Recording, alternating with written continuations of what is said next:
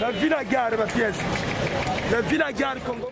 L'état d'urgence sanitaire et ses conséquences, les populations payent le lourd tribut. En effet, le transport en commun demeure un véritable casse-tête chinois et les populations, depuis qu'elle est déconfinée, a du mal à aller d'un point à un autre parce que les contrôleurs et les chauffeurs des bus et des taxibus imposent et font la loi. Les trajets habituels sont segmentés. Il faut payer le double ou le triple, même le quadruple, ce qu'on payait habituellement pour se déplacer.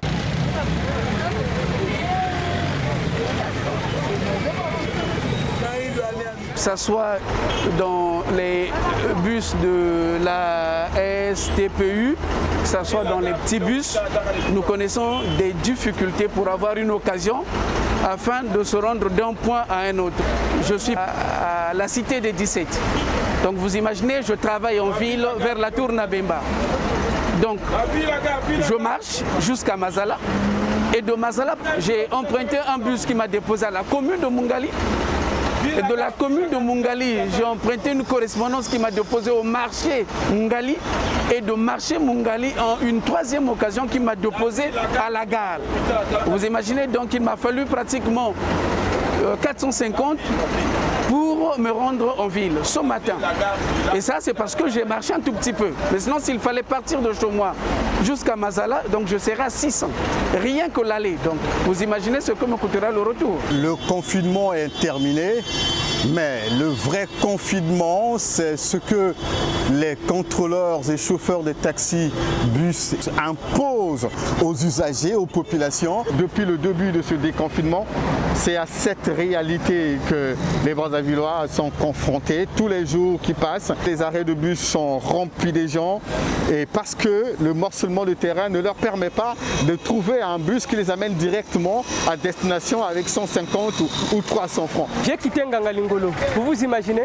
Alors il m'a fallu marcher de Ngangalingolo jusqu'au pont de Dieu. Parce que les bus faisaient que des demi-terrains. Vu ce que j'ai préparé comme frais de déplacement, ça ne m'arrange pas. Donc il fallait marcher de Ngangalingolo jusqu'au pont de Dieu. Et au pont de Dieu aussi, on nous dit total 200 francs. Bon, vous vous imaginez une petite distance comme ça, total 200 francs. Donc j'ai pensé encore, il fallait encore marcher du pont de Dieu jusqu'ici à Total pour essayer d'emprunter un moyen qui va me conduire jusqu'à la gare. Il n'y a pas de bus qui vont directement à la gare. Donc il y a des coupures.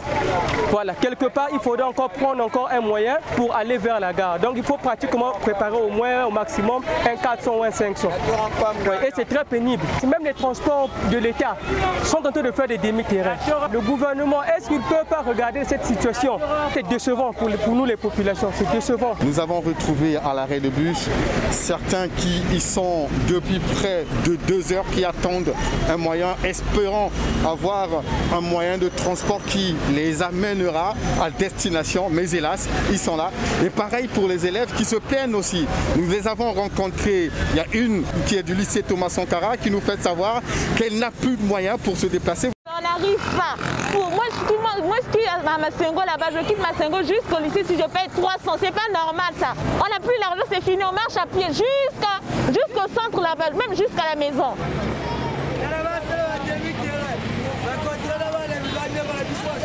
Là, nous avons donc pris le bus du lycée Thomas Sankara. Le bus s'arrête au marché de Massengo, pour ceux qui connaissent la partie nord de Brazzaville.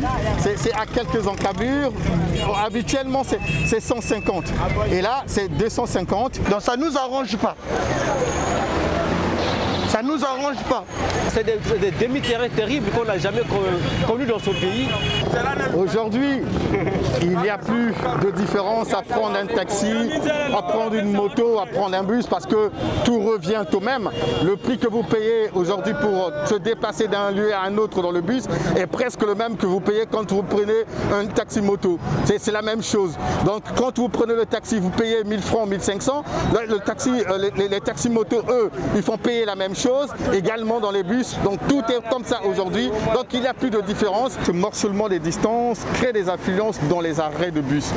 Un danger, c'est que les mesures barrières ne sont plus respectées. C'est vrai que les gens portent des bavettes, les gens ont leurs bavettes, mais ce bousculement, parce qu'il faut sauter dans le premier bus qui s'arrête devant vous, et donc en ce moment-là, personne ne tient plus compte des mesures barrières, de la distanciation physique, personne n'en respecte. Et c'est cela le danger. Ce qui paraît curieux dans tout cela, c'est que jusqu'à ce jour, aucune autorité compétente ne réagit à cela. Donc la question qu'on se pose, qu'est-ce qui justifie l'attitude silencieuse du gouvernement? Est-ce que c'est une manière de cautionner ce qui se passe actuellement? Est-ce que c'est un oui silencieux à l'endroit de la réalité actuelle, à l'endroit de la loi imposée par les contrôleurs de bus?